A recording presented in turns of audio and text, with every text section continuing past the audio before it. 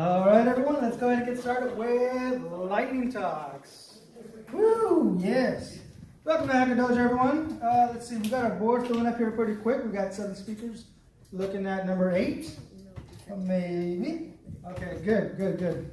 Our theme for today is artificial intelligence. Skynet. All right, so let's see here. Welcome to Hacker Dojo. If this is your first time here, if you are a visitor, make sure you guys get a name tag up at the front desk.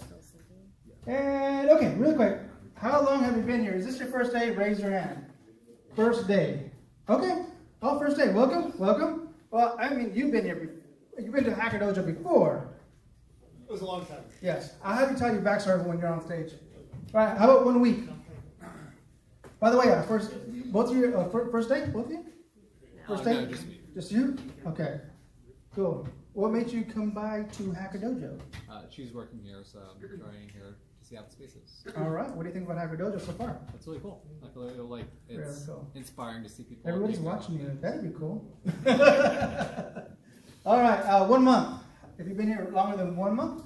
Okay. 1 year. Yes. We got the OGs raising their hand. 1 year, yes. That's roughly about, Tana, that's roughly when we reopened, right? It's been about a year here, right? Year and a half? Okay. Wow, time flies. 10 years.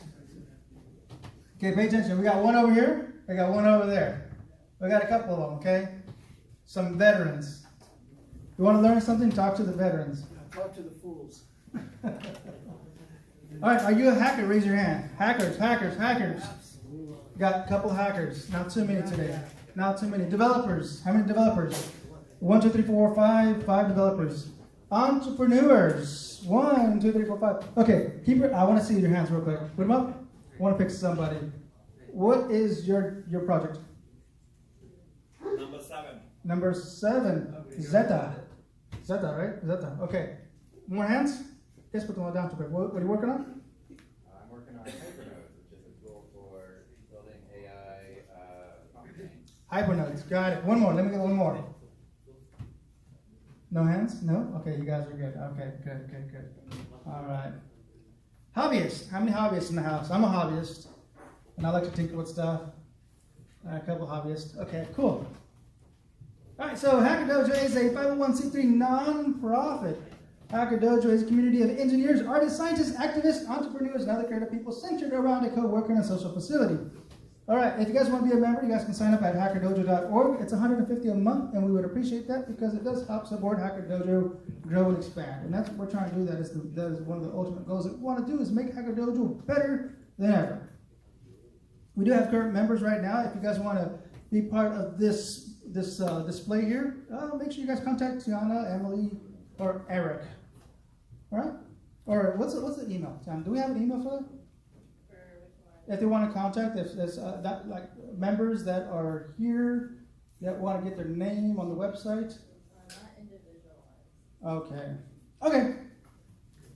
Contact us. All right, volunteers. Again, it is a nonprofit, so we do need a lot of volunteers, a lot of hands.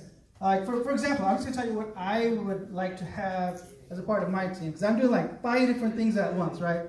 We need a person sitting at the live stream, monitoring sound, doing the visual transitions. I need somebody at the board here to make sure that people are writing their stuff properly. I need someone taking photos. I would like to have a co-host with me. And yeah, that'd be great. That'd be a nice little team together right there. All right, but that's just me. There's so much to do at Hacker Dojo. For example, tomorrow we have Ultimate Game Night. We need a lot of help for tomorrow. So if you guys have some spare time, come by tomorrow early and help out set up Ultimate Game Night. Donations. If you guys want to donate to Hacker Dojo via Venmo, there's the QR code. It's also on the website at hackerdojo.org. If you guys have some physical items on the donation list, here's a list. Maybe you guys have some stuff in the backyard or in the garage that we would like to have here. Check that out. Maybe you guys can donate some of that stuff. But most of the stuff has already actually been donated, right? Yeah. So this needs to actually be re-updated. So thank you to everybody that's actually donated all that stuff there. It's really great. If you guys have some spare change in your pocket, that'd be great to donate in the tip jar that's at the desk. Upcoming events. Oh, I didn't update this. I forgot my computer. So this is actually a little outdated. This is from last week. So, Ultimate Game Night tomorrow. Come by around 5 o'clock. That's what's going on. It's actually pretty much more or less the same thing, right, Tiana? Question, go ahead. Python's moving to 6:30. Still Tuesdays, moving to 6:30. Python at 6:30, still Tuesdays. Got it. Okay, cool. What else? Everything else? Rust. Rust is a good one, Lightning Talks. Cool. Check it out. Don't you? What about your event? Oh, free tech support. Yeah, free tech support. When is that? Oh, well, free tech support, like right now, they just corralled me into like, what's wrong with this Mac? We're getting stuttered video. And now the video is working fine. You just got to start the stream again. Okay, cool. I think. Perfect. And that's working blind on systems and computers I've never seen before. So if you guys need some help with your computer, Barry's the guy to contact, all right? I see, you got the stream going. Perfect. Wave your hand in the back. Oh, it is working. Thank you. All right, Hacker Dojo links. Here's a bunch of links. Join the Discord if you're not part of the Discord, right? There's a bunch of QR codes everywhere. Or go to the website. It is on the bottom of hackerdojo.org. That's where a lot of the daily communications goes on in the community. Twitter, Discord, Slack, Twitch, YouTube, website, Meetup. All the links are there. Check them out. And again, they are on the website. All right, group photo. This was actually from the hackathon. Check this out, hackathon. Yeah? Look at this. This is pretty cool. This is only a small portion of the people that was at the hackathon. You know, this was at like almost at the end. There was a huge group there. It was so awesome. I hope check that out. Okay, that video is up on Hacker Dojo on the YouTube channel. All right, rule number one is what is rule number one? Excellent to each other. Be excellent to each other. All right. So with that said, our speakers have 5 minutes to present their talks.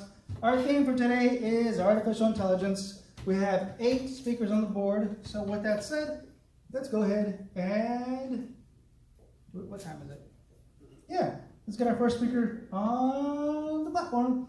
This is Hamilton. We got GPT app, and you can contact him at Hamilton at, I don't know. iMagical.co.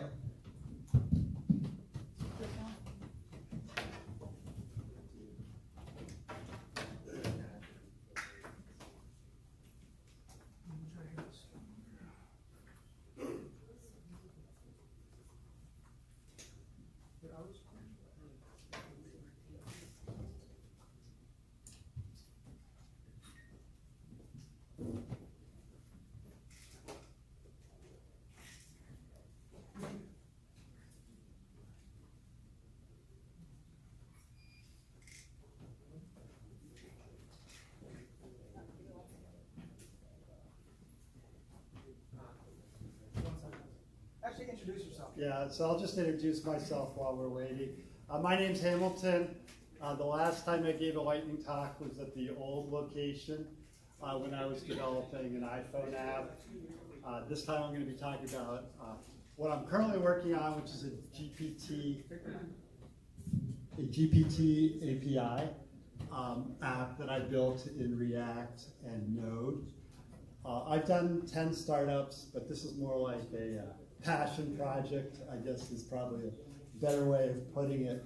So I'll show you what I created. The basic concept was that GPT-4 is really powerful, and it's very general purpose. It just solves so many different use cases.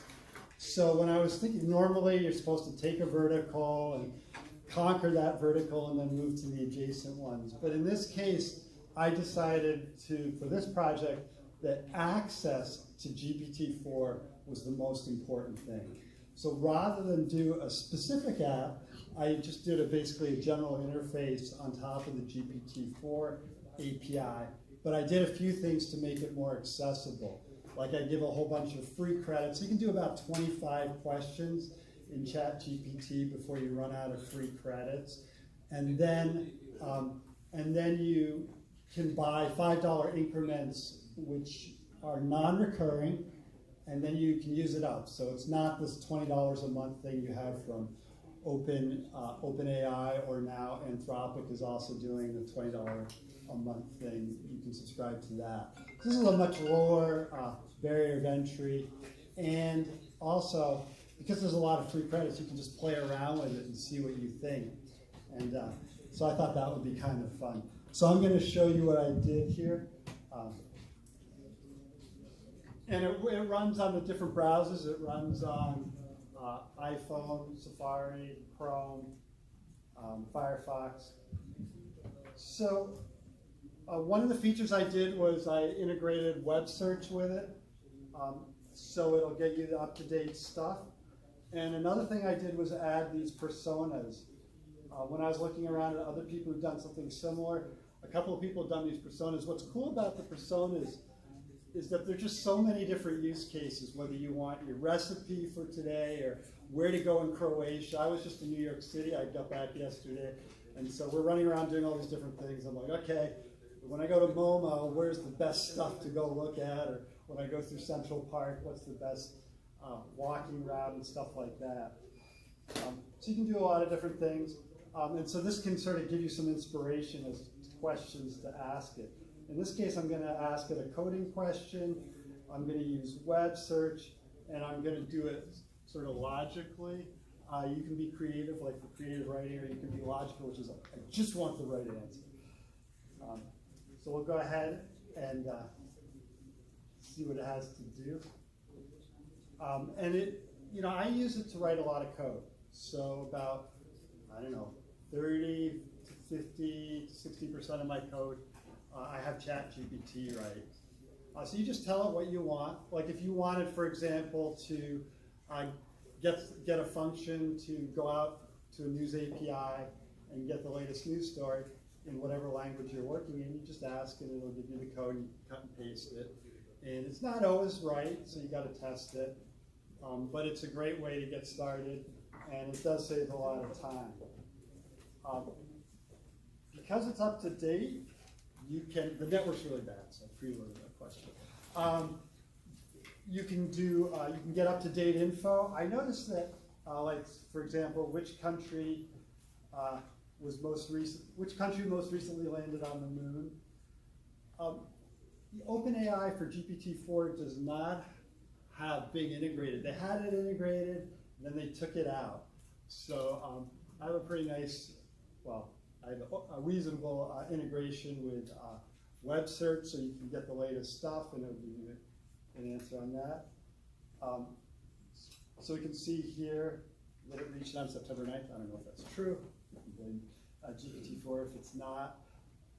Let's see, what other use cases? Oh yeah, so for gaming, like what are the top 3 competitive players? There's just so many different things you use it for. I'm constantly asking it questions just that I'm curious about at that moment throughout my day.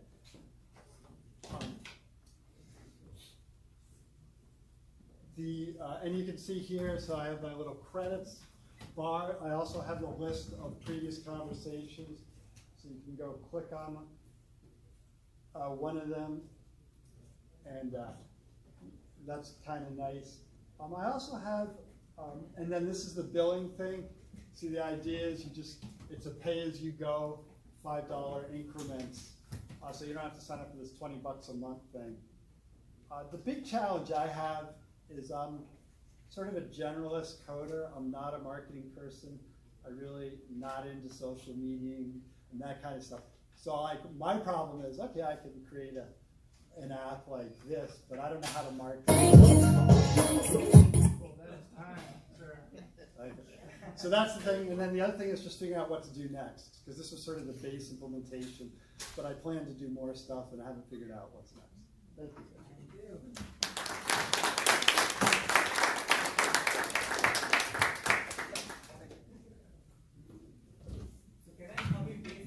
Question? Yeah, let's get some questions. Okay. Can I copy paste from an app?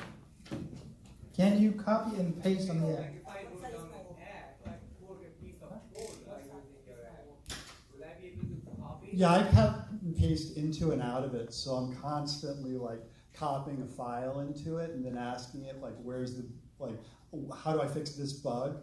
Or vice versa.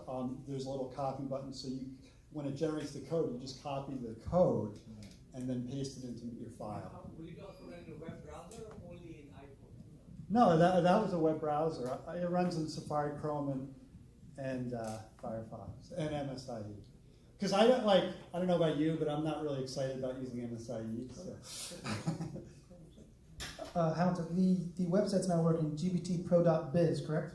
Yeah, you know, I don't know, I was having a little bit of trouble with this network. I was running on the guest network when I did all that stuff, but, and I was screwing around with the domain name earlier today, but just try reloading it, it may work. So where's that $5 going? Is Wait that, for the microphone. If you have a question. I don't have a mic. No, I heard him.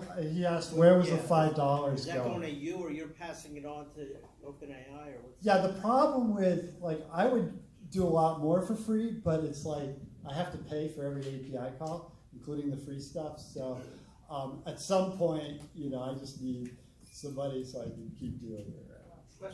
Yeah. So I really like the idea. One interesting feature that ChatGPT has is custom instructions now. Yeah. Which allows you to append to context and give personality to the to the agent that is responding you. Do you have? I would wish that I would have a tool, if not for GPT-4, I would have a tool which lets me store multiple custom instructions or multiple personalities. Yeah, so I have the personas, which is going into the system message. I think they also added a custom instruction that you can do on everything. So for the system message, you can choose just the helpful assistant, or you can choose, I have 20 or 30 of them, real estate agent, a gamer, coder. The system? Can I customize the personas? No, I don't have that yet. Okay. But what a lot of people are doing is they're putting a lot of information into that's one of the reasons I made the window bigger. Right. They're putting a lot of information. Most people are not pre-trained. Most people are not fine-tuning their models. That was the very first thing I did, was fine-tune. They're putting what they want into the beginning of the prompt. And that can be a whole document. It can be a detailed description. And so right now, it's just much easier to do that than to pre-train. And you're also losing a bunch of stuff when you pre-train because it messes with all the model weights. So yeah, it doesn't do a custom one at this point, but that wouldn't be, if it got a lot of traction, that wouldn't be a hard feature to add. Yeah. I would think for someone like a developer, or it would help to give that feature, because I think that's one feature lacking on GPT-4 or something. Yeah, and when you select one of those things, there's actually a whole paragraph of information that goes in about who that person is. You just don't see it. All right, perfect, Hamilton. Thank you. Thank you. All right, one more question. Hold your applause. Hold on. Sorry if I'm misguided question. So the wrong question. So I'm asking about your application is trying to find the newest information from the internet, right? It does allow you to optionally search the web and take that content and put it in at the beginning to help answer the question. So each question, how does your application try to search one, two, three source, or how many source? Like a two website, or? What I have it doing is I have it searching Wikipedia. Wikipedia. And I have it searching the web. And I also have it looking, so it'll go out and it'll search, and then it'll take, it'll get a number of responses, and it'll use the snippets for a bunch of them, and then it'll use a whole bunch of text for some of them as well. And then it uses that as input to help answer your question, because ChatGPT stopped training in 2021, so there's no data after that. And so this gives it a bunch of data after that to work with as well to help answer your question. But if you're not asking a question that needs data after 2021, you should not select that, because then it will be faster. Okay, thank you. Yeah. All right, now we can applaud for Hamilton. Thank you. All right, our next speaker, we have Balaji coming up. Balaji is going to talk about compassionate neural network, CNN. All right. Who knows Balaji? Raise your hand. Have you guys seen his stuff before? 1, 2, about half the people. Okay, so for those of you that have not seen Balaji's work, it's very impressive. Stay tuned.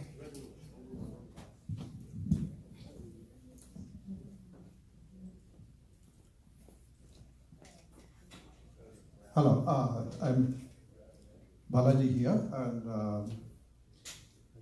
I'm going to give a talk on emotional intelligence and artificial intelligence. So, I did a project at Stanford, a certificate course. So during that, I did one project on sentiment analysis using image to see how satisfied with the course material. So that was one of the inspiration I thought doing one more on emotional part. So I have some psychology background also. I thought why we are not using emotional that much in deep learning.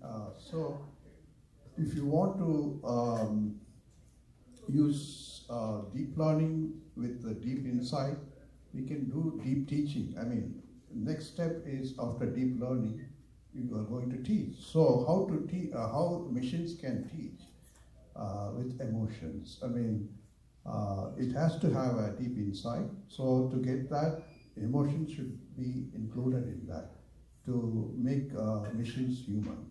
So how we can quantify the emotional part is the challenge. So we like emotional storytelling. We don't like, as a human being, we like stories with emotions, but machines mostly they give us ready-made solutions, tailor-made solutions. So we have to balance both to get a better solution. AI and EI partnership is one of the we make best decisions. So soft skills we get from emotion and tailor-made advice sent by the AI algorithms. So we have to combine both to get better decisions. If you take CNN, it gives, it analyzes the pictures using convolutional neural network. It create vectors and create numbers based on the aggregation output. We recognize which one is which picture. So similarly, we can do for emotions also. We have joy, peace, compassion, friendliness. Those can be quantified, and we can feed into another neural network, which is based on compassionate neural network we can call CNN, and give reinforcement of tokens, like each happiness is a token. So it has to gather. It is like a gaming we can give to machines to gather those type of events they can recognize and do the needful. Like if somebody is struggling with a load of material, it can open the door. Like compassionate, like humans. So those things can be quantified using a different framework. So even in the robotics, automobile vehicle, they have tested, suppose a autonomous vehicle brake failure happens. In that situation, whether it can hit an old man or a kid. So in that situation, it has to decide which one it can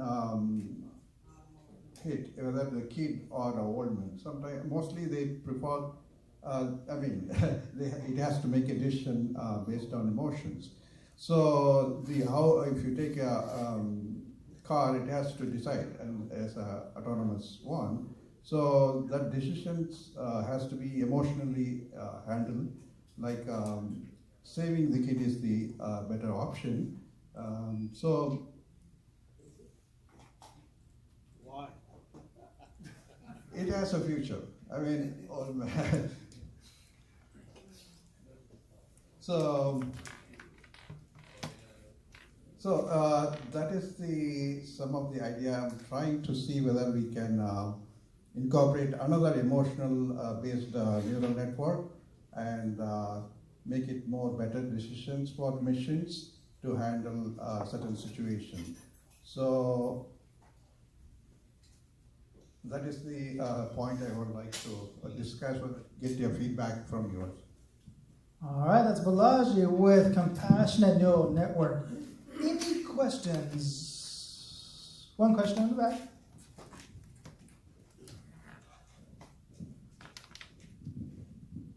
Hey Balaji, great topic and good presentation. I like your picturization of everything. Although I may not agree with the killing the old man. The question is, how do you actually do that? How do you build that kind of emotional aspects into machine? What kind of learning model when you talk about deep teaching or deep empathy? How do you get to that? So, yeah, if you take all the emotions can be quantified, let's say friendliness, compassion, joy, peace. So how quantify? I mean, how many people it affects? Suppose a peaceful situation can be one person or 2 person, like a whole country. I mean, if you take the war is happening, it is a situation where a lot of compassion is required. So those can be quantified based number of people affected, and we are trying to help. So that way the decisions based on number of people, not the material part. Yeah. All right, perfect. Any other questions? All right, Balaji, thank you. Thank you. Okay, our next speaker is Tatsumi on AI on FPGA. Ah, I know FPGA. Yeah, cool. This is actually really interesting. I want to know about this.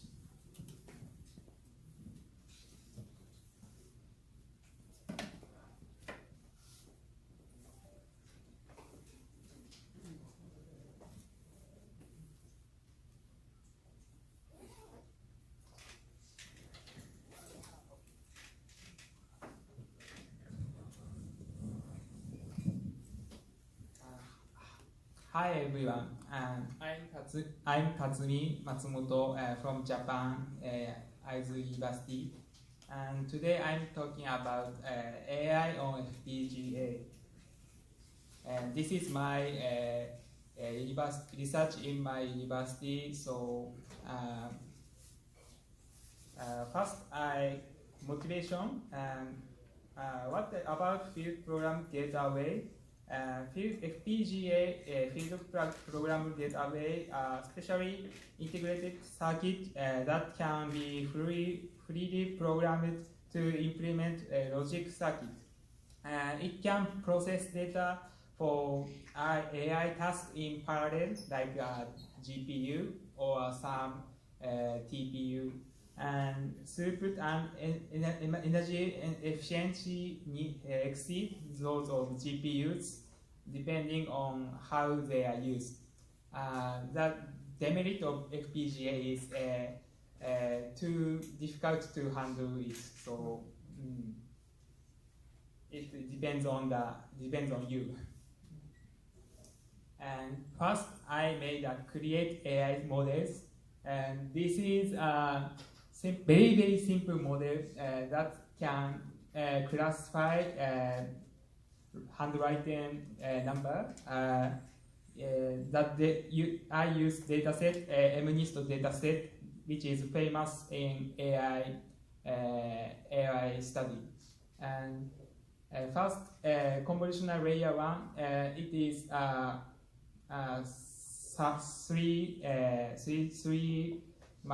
three kernels and 1 channel, and pooling layer is 2 kernels, and convolutional layer 2 is also the same one as layer 1.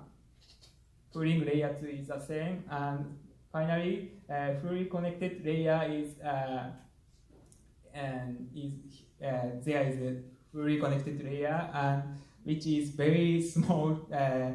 This is I think this is the most smallest AI in the Earth. Yeah, because FPGA is very. I want to imply for all of this at once, so I choose this one model and create circuit and from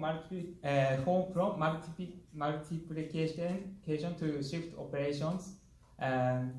In FPGA, there is not so many resources to handle multiplication. So I decided to use left shift instead of multiplier. So if you use 7-bit left shift, it means 128 multiply. So this answer is not so close, but it's enough because I retraining. So I retraining the whole model, so it is not so problem. There is no problem. And create second divided the image into 36 pieces because FPGA is not so. My FPGA is not so many big and not powerful, so I choose. I decided to tear the image to 36, and so the clock needed at 36 or more. And this is the architecture of my model. First, image data, which is 28 and 28 and 8-bit, and it separate, and we have to separate 10 times 10 times 8-bit, and accurate to shift register. And layer 1 is convolutional layer 1 and pooling layer 1. Layer 2 is convolutional layer 2 and pooling layer 2. And finally, layer 3 is full connected. I'm sorry, and accumulate. And this is a result. This is a result of my model. And this is the same as the simulation result is the same as the software output, which is output of TensorFlow. So this functioning is correct. And future, this is just a circuit, so I improve the accuracy of AI and adding input and output like creating a capture image from a camera or circuit to output inference result as a video. Thank you. All right, that's smooth. That's AI on FPGA. All right, questions. All right, we got a question on the back here. All right.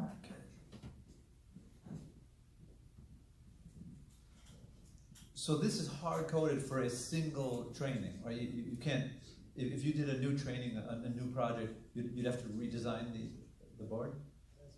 Yeah. Yeah. Your question is that difficult to retraining? I'm wondering if the hardware, the FPGA, can do any training, or if it's only the recognition after the training is done in software. Yeah. I use before implement. I use software. Yeah. Thank you. That's my question. I want to follow up with that. Afterwards, can you add more to that? Add more. Add more software to it on FPGA, or once it's burned onto, once the software is added to the FPGA, you can no longer upgrade? Future work. Yeah. Can you add more later? Yeah. Actually, I can add more layer to so. Okay. This is important thing to improve the accuracy. Yeah. I think the question was that is it for training or inference? Doing? The FPGA? Yeah. Are you training the model or just using for inference? Just using predict, not to training, not to for training. Yeah. Right. Special purpose, fast, special. So about the replacing multiplication with left shift. Yeah. You cannot do that with all the multiplications, right? You need that to be a power of 2. The multiplier to be power of 2, right? I can take this one. You can, because you just do multiple shifts and then you add them together. So you can do any number. Correct? Yeah, it's unlimited, limited, yeah. The resource is limited, yeah. So what I was saying is, if you need to do a multiplication that is not a power of 2, and you're going to hard code it in hardware, you just find out what the different power of 2s are, do 2 or 3 shifts, and then add the results together. So you can do an arbitrary multiplication. Yeah, thank you for helping answer. Yeah, thank you. All right, any more questions? 1 over here, 2 over here.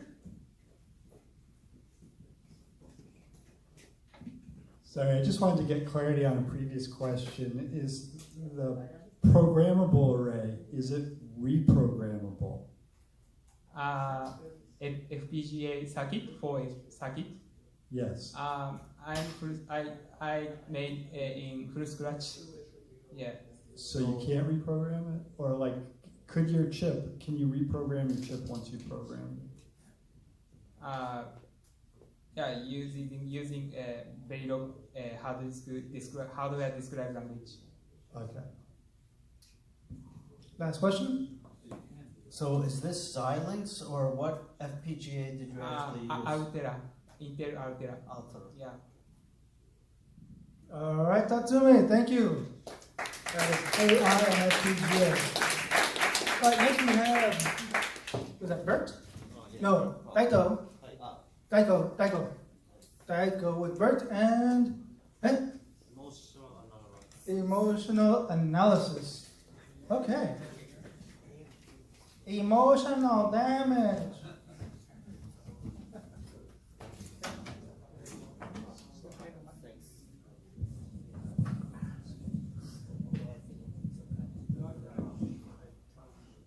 While Taiko gets set up here, thank you, Barry, for setting up the stream. It's actually working really good.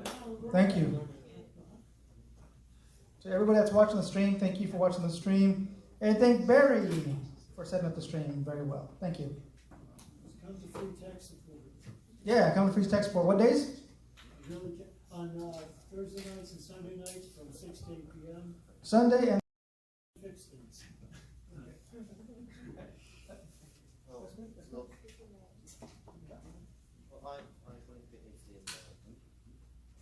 Oh no. Hey Barry, can we get your help? Okay, so we had this issue last week. That's analog. Which is weird, because it's actually holding the memory from the last presenter.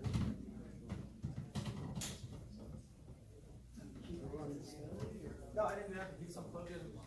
Just plug that's normal, whatever it does. Plug in. So that's going to show up on the same one. This one, I don't know if it's this.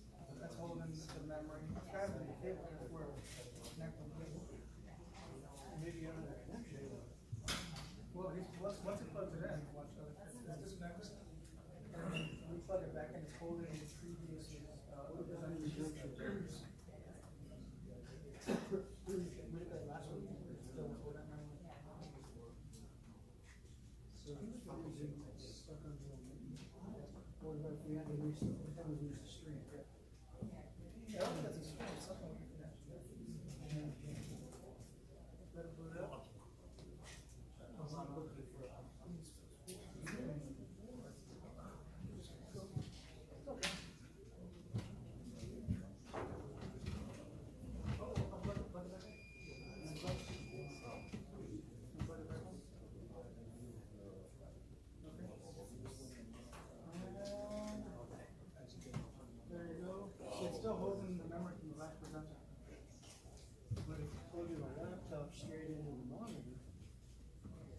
won't go to the stream. Yeah, but just take one piece at a time. Get that from this one to the computer. Get that from that should be, this one's the chart. Oh, really? It's all the memory from the last present. It should be emotional analysis. It should be this. This is smart box. This is so. What is HDMI? Setup? Setup? Just plug this in.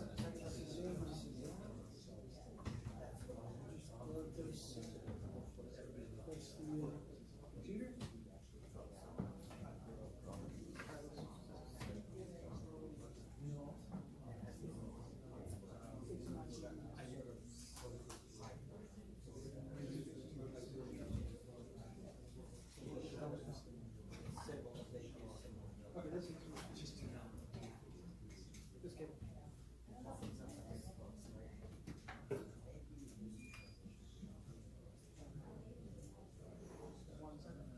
How do we know your computer's set to send an image over there?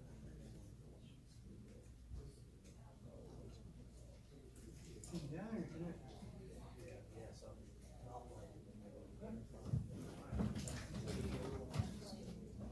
I mean, how do we know the output on your computer is set to? Now, the TV should be on, but that's set. Want to touch your computer? Oh, this is a fake.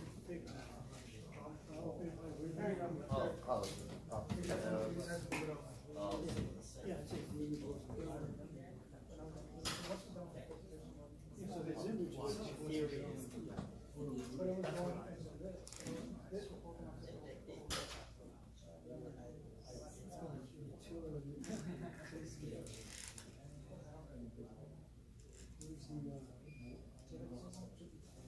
that's going right to the TV.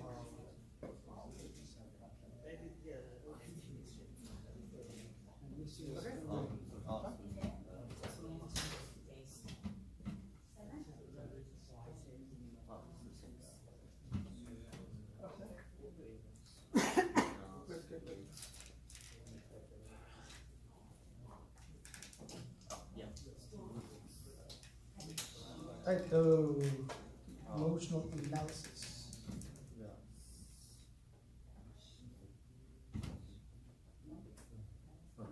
Go ahead. Thanks. Hello everyone. I title Waragaya in University of Aizu. I introduced BART and emotional analysis in this use.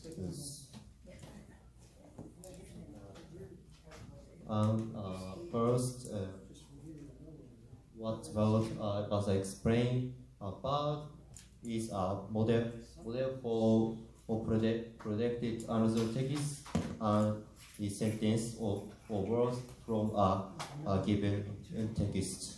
BART is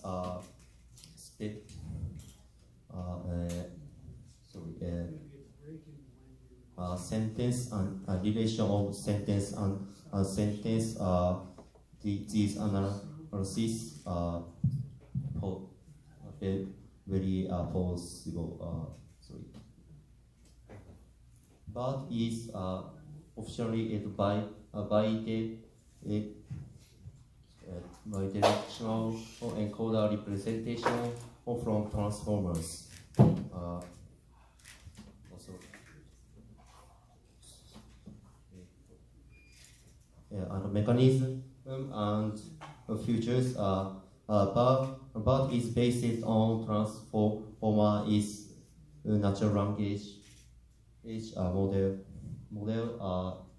is this model use encoder decoder models, and this mechanism determines attention of span of words in sentence, and but this use in MLN masked language model and next predictions.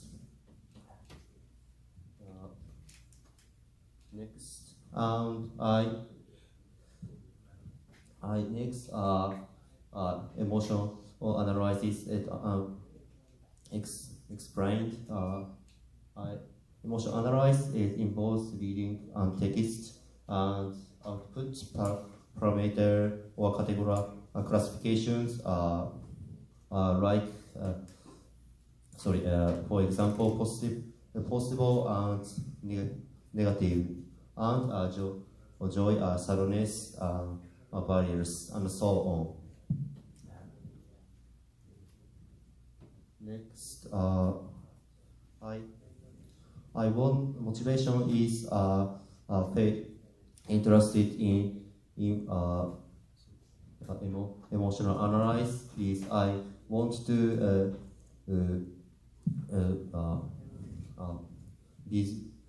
visible or to emotion on that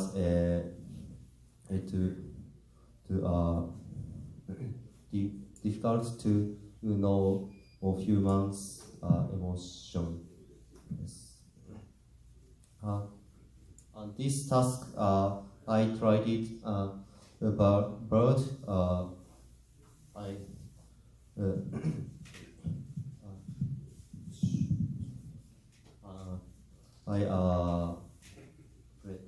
pretty broad in Hugging Face APIs, validations, and datasets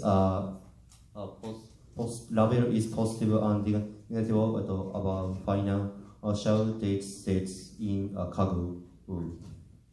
And my validation is running pre-training model only and fine-tuning the datasets in Lido. Pre-training on only about 60-50%, but fine-tuning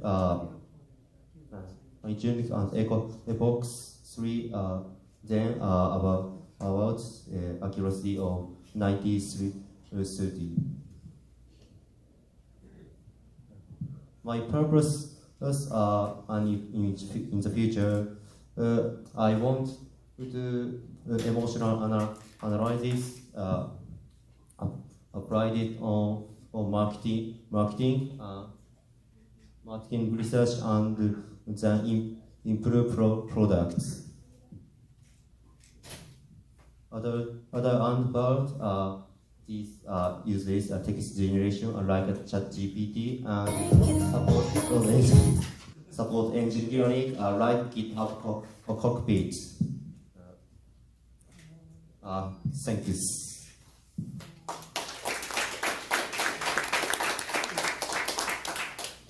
Okay, that's Taito. Questions? Huh? Question? Have you tried any other data sets for benchmarking? Datasets? For evaluating your model? Datasets is internet in Kaggle. Finance data set, right? You use finance data set? Financial data. I see. Yes. About yes. Any other data set? Like? Yes. On financial only. Okay. Yes. Okay. Questions? Taito, thank you. Okay, our next speaker we have Naoki. Okay. Naoki Masashi. Everybody. So, let me say. I need to say. Naoki Masashi Shunsuke and you don't know that person? Thank you. Okay. That's AI emotion with cars. Wait. AI emotion car with 4 legs. Okay. Careful with everything there. Okay. Yeah. Sorry. Yeah, go ahead.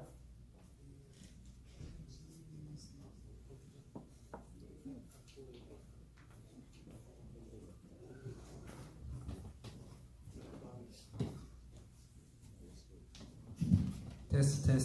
Okay.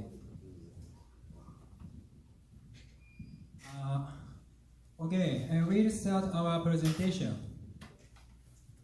And I will introduce about motivation of our project. And at the beginning of development, we conducted brainstorming. And if we can talk with my car, and if my car dance, and QT is great. And we thought if we could talk with my robot, and like Baymax. As a result of discussion, we came up with functions such as to express emotion and to transform to robot. So, with this machine, you can go anywhere with your friend. This is AI emotion card. And this is based on JetBot. This has many extensions such as speaker and USB mic and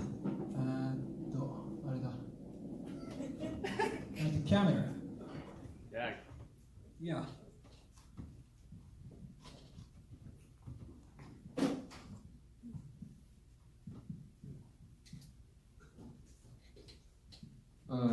This robot will have this robot has some functions. User following and collision avoidance. So using that camera, find the person that fall and go after that person, and when that robot finds the object in front of that, that can stop and turn around, turn and avoid to hit or crash into that.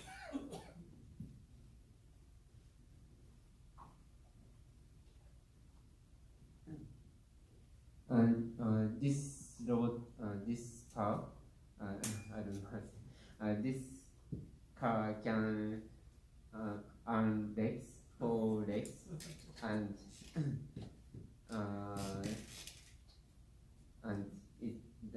it will become robot. So like we, Power Ranger. It's got harder 2 times more. One is walking and driving. And work with 4 legs, and when and this robot can remove legs to move like a car.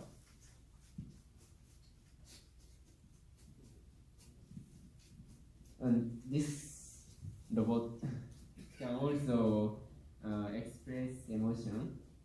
So the person speaks to the robot and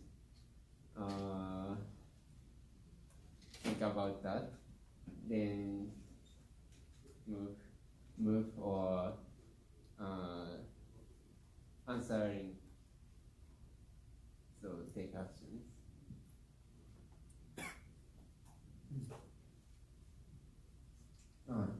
So move depending on emotion. So when that robot feels better, then get closer to the user and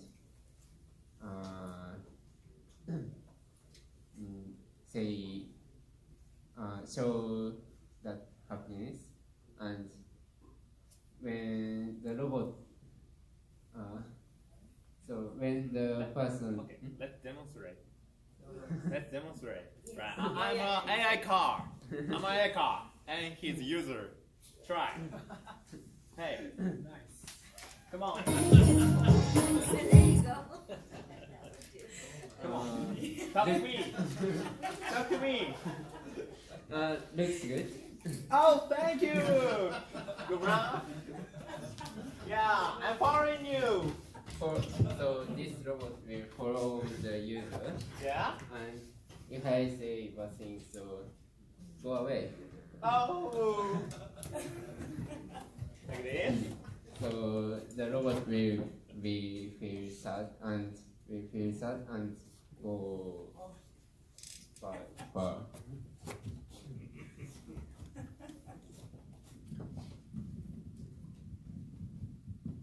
This is a sequence diagram, and but still no time left, so I will explain what happened this time. Unfortunately, we can't demonstrate this AI car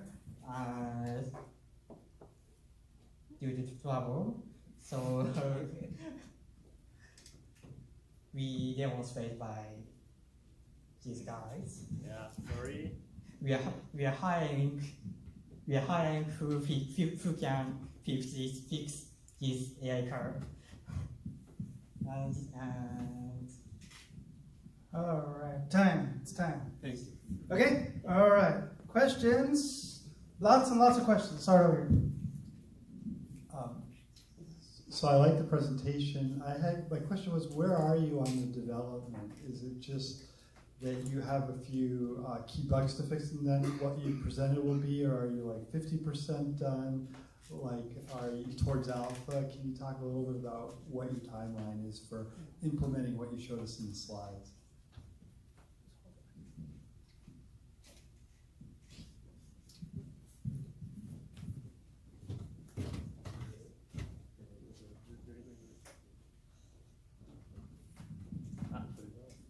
Sorry, can you repeat it?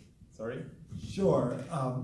So we didn't get to see a demo today, but like, where are you on implementing the functionality you showed us in the slides so that would work?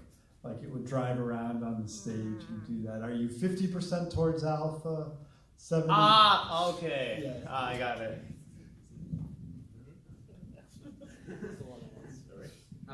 So this robot,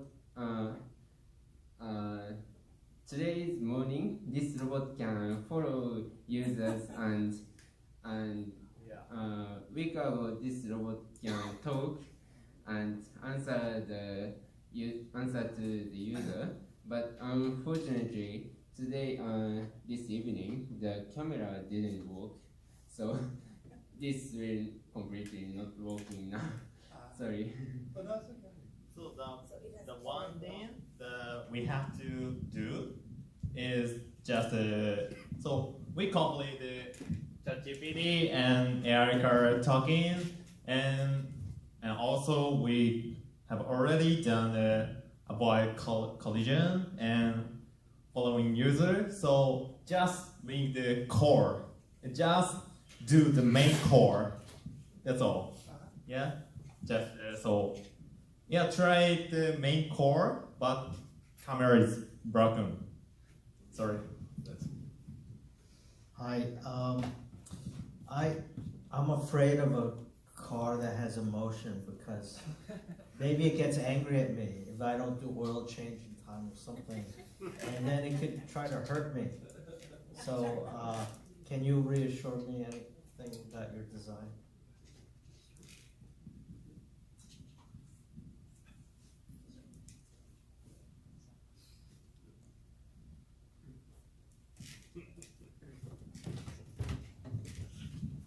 Design about what? I don't want it to get, if it has emotion, I'm worried it's going to get angry at me. And then it not just follow me, but do more than that. You understand? So how can you design about that issue? Yeah. So I think you mean the how apply the angry to this car, right? Right? Yes. And so yeah, we are now prototyping, and the duration for development is so short. So we use just two emotions, sad and happy. And after that, we try to apply the angry. You're going to apply angry? Yeah, angry emotion. No. I got it. So we have a safety net.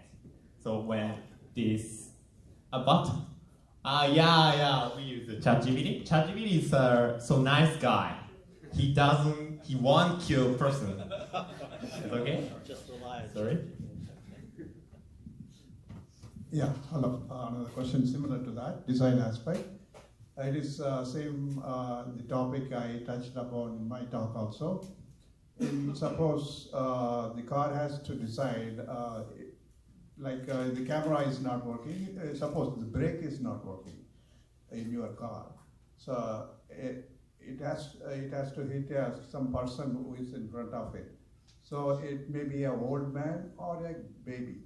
So in case of a situation like that, there is two people in front of the car which has brake failure, and it is supposed to hit one of them. Which one it will select, whether the baby or the old man?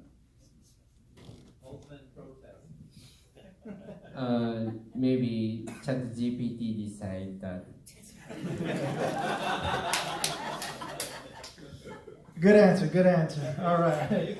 Yeah, so that's funny that Balaji brings that up, because I just finished reading a book called Ethical Machines, and it talks specifically about that, the whole baby and senior person when it comes to AI and machine. So that's one of the questions that people are trying to figure out. All right, question. Yeah, well, let's take a step earlier in time then.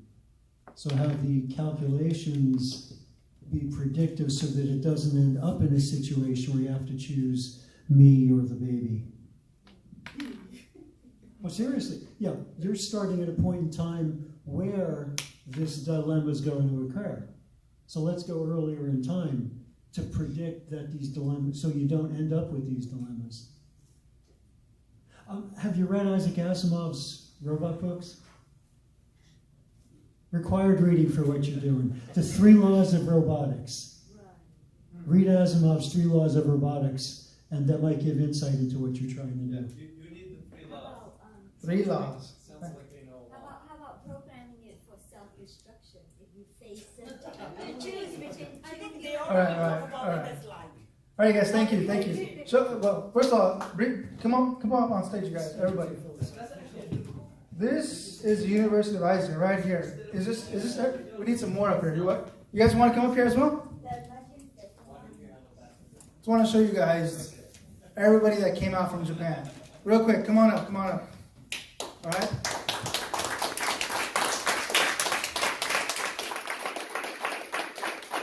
Take the photos. Give them a moment. Photos.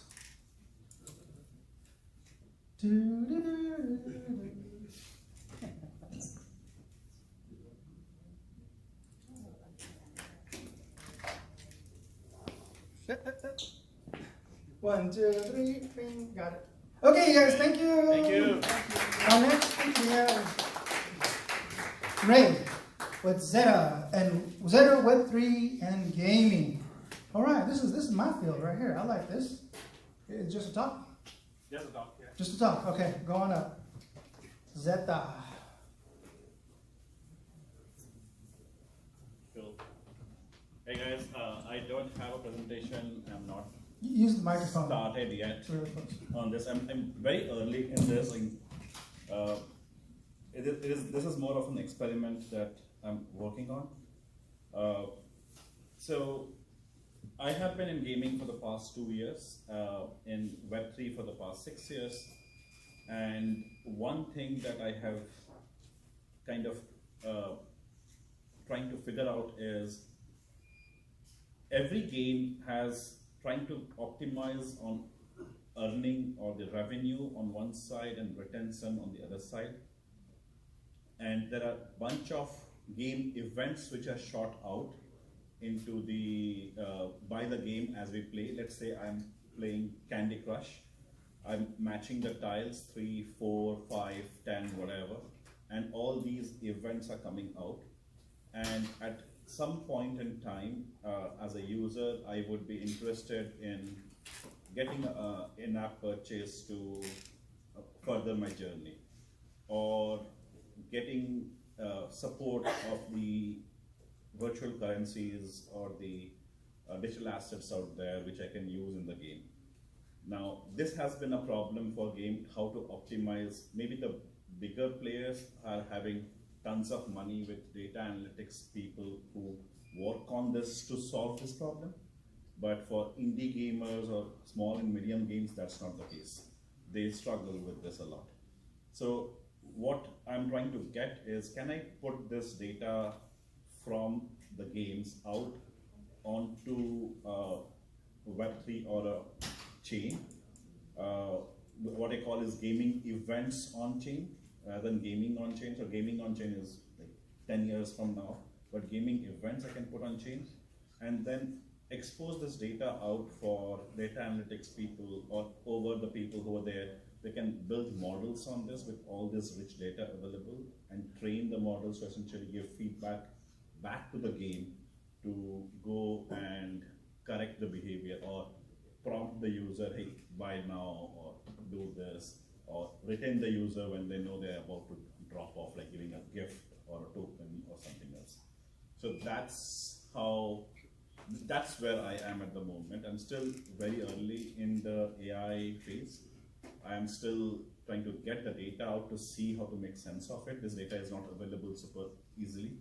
Most games have a private setup. So yeah, that's where I am. Happy to hear any thoughts, any knowledge, any directions in this where I can go forward. That's about it. Thanks. All right, questions for Ray. A couple questions already. Really good. All right, there you go. Not so much a question, it's just an observation. I've looked at a couple of different Web3 or crypto-connected games, and they really need to be careful. Many of them have a large population of players who are only there because they're earning tokens or and hoping to make money, but not actually interested in the game itself. And when something potentially more lucrative comes along, they all leave. So the game has to be good. Yeah, so one of the things that I am working on or trying to get is get this data from Web2 games, not from Web3 games alone. I'm taking the data from Web2 games and putting it into a decentralized DB or a roll-up, ZK roll-up L3 chain, so that it is immutable, people know that they can trust it, and then they can build models on that, and understanding that this can be, not be that. There are more to that. For example, most of the games which has got any of the reward structure has got a lot of fraud and bots and activities coming in. Every game struggles with these user actors in there. Now, that's the other side, how you can essentially predict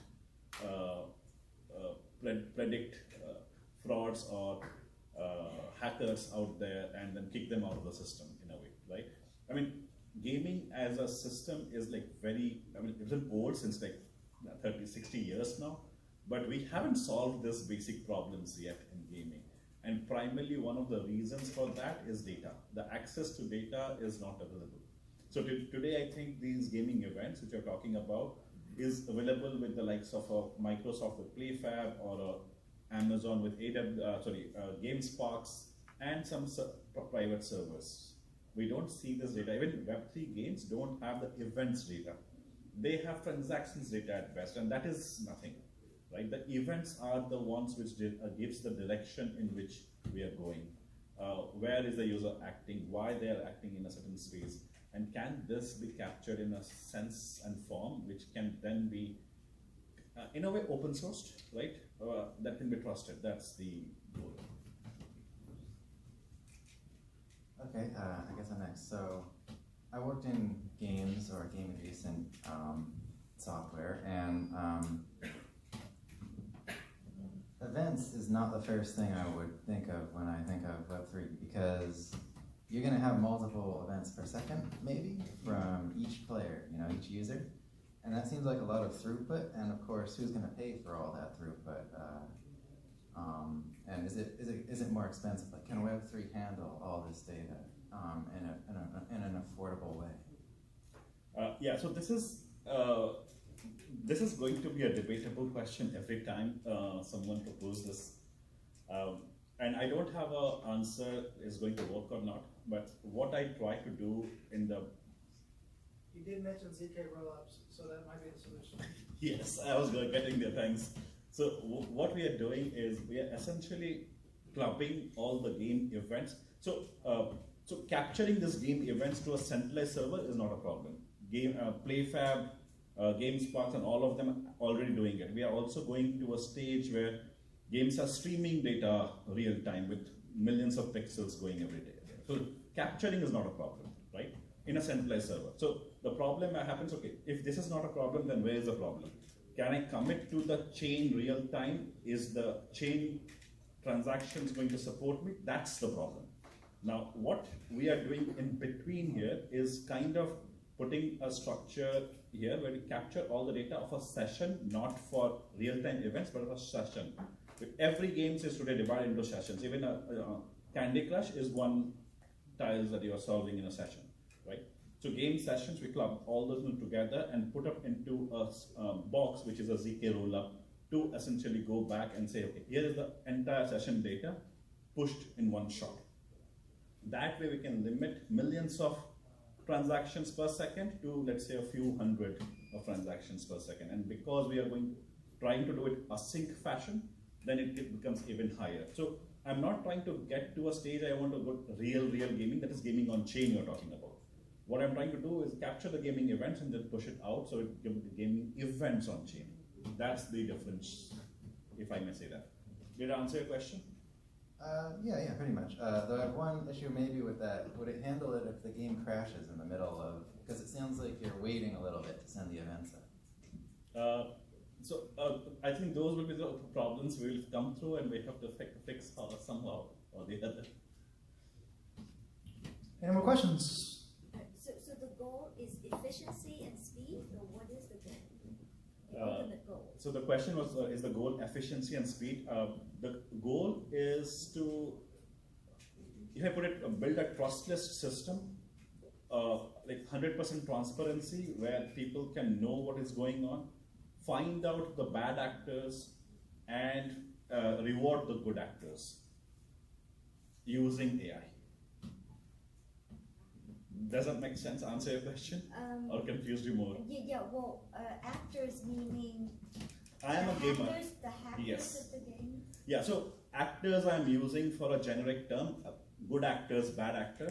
Okay. So if I'm playing a game manually and I know I'm trying to use my skill to play the game, let's say I was sitting there and playing a bricks game in general, right? So that's, I'm a good actor, I'm trying to play the game by the rules.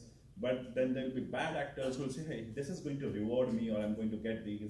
So I'll put some bots over there who will start to play by using bots and all this analytics without really having. So let's say there's this happens a lot in esports competitions, right?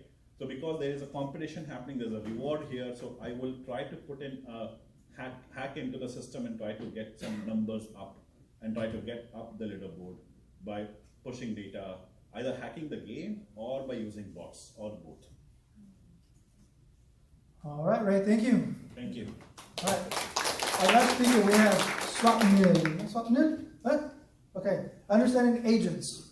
All right, so while he gets set up, I want to let you guys know that all our presenters today took the time to write down their contact info. So if you want to contact them later on, all the information is there. Take a picture, and you can contact them later on, okay? Thank you.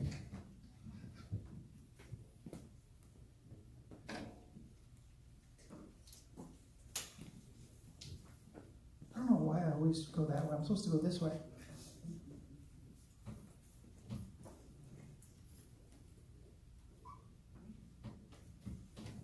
Hey everyone. Hey, hi.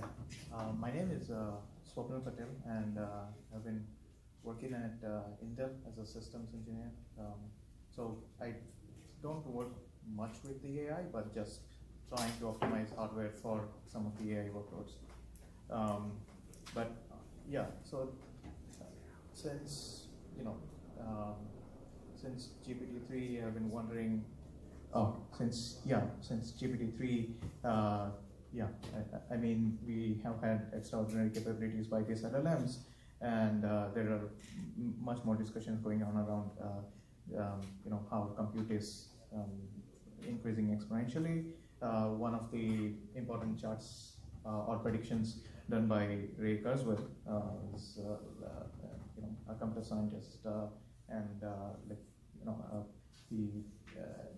some of his predictions have been true, but this is one of the charts where we see that with the machine computational power has been increasing and exponentially increasing.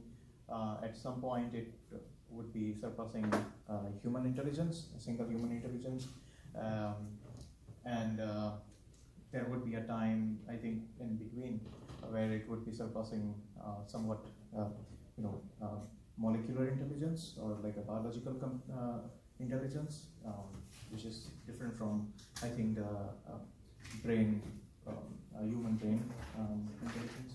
And then, I think by 2045 is when it predicts we will be, machines will be surpassing all of human computation. Right? So I have been interested by this paper, which came out of Stanford, and any of you had a chance to read this one? It's called Generative Agents, Interactive Simulacra of Human Behavior. This was a very interesting paper to me, where they, if you have played Sims or similar games, it quite represents something like that, where you could have these different agents that are tasked to follow a different. They have different backgrounds, and they are tasked to follow a different daily routine or tasks, and they have different objective functions. And they created this like a simulation environment where all of these agents can be controlled with the language models, and then we can just let the simulation play. The tool would fetch would create different backgrounds for these agents, and then the language model would give, would provide a response with what action to take given, the state of the world around that agent. Right? So there will be multiple agents. So the first study they do is watching individual agent, that is only for one agent given a world state and given a background information that your name is this, and then you have been tasked to perform this task. How do you behave? And then with different agents, how they coordinate and form relationships, right? So, and recently they also released an open source version of the code to actually run this, run the front end and the back end for this tool, and then you can actually create your own environment and simulation and act like a god, where you can change things. You can interact with any of the agent during an instant of time. So yeah, I have less time, but it would be something like this, where I have a simulation running with 3 agents, and currently, they're having, this guy Klaus is having a lunch at a cafe, reading a book, and this is his location. It keeps changing, and we can create like different.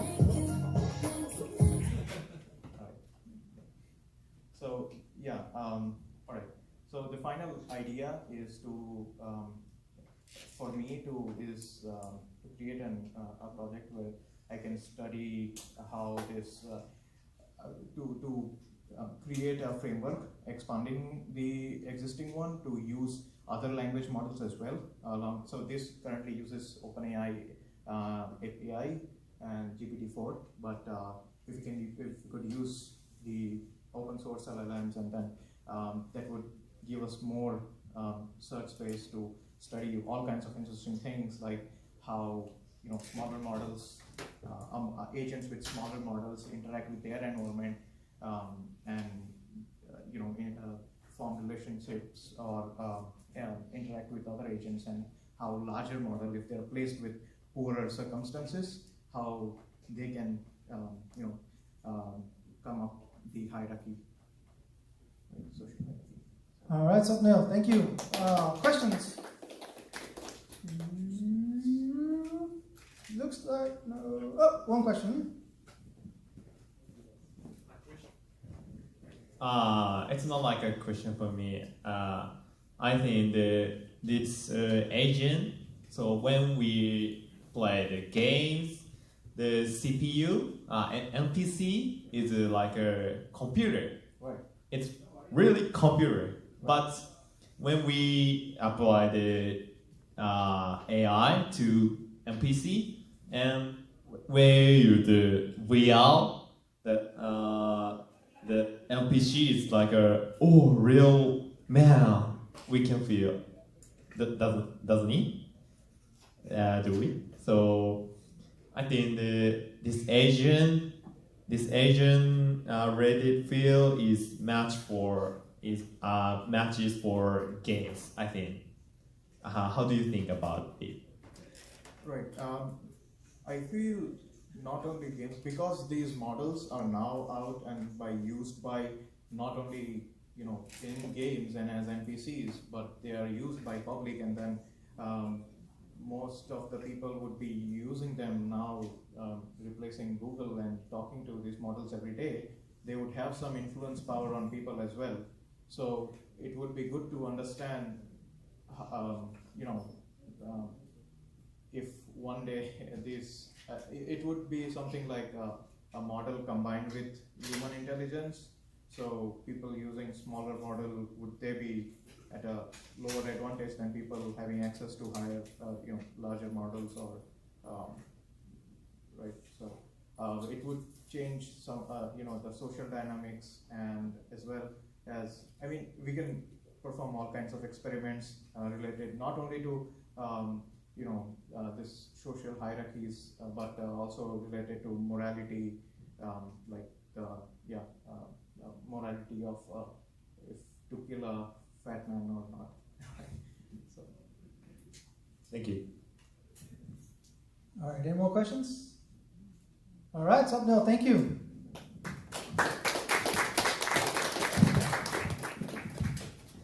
All right, this pretty much concludes Lightning Talks. Again, thank you all for being here, and thanks to all our presenters. And if you want to contact them in the future, I'm going to reiterate that their contact info is on the board, so if you want to follow up with them, it is there. There's been a lot of times where people ask me, hey, how can I contact with so-and-so? I really don't know. So now I told them, please put down your contact info. So there you go, contact them. And for those that are watching on the stream, I'll take a picture of that and post it on Discord. So make sure to join the Discord at hackerdojo.org. The link is down at the bottom, okay? With everyone else, be excellent to each other. Have a good night.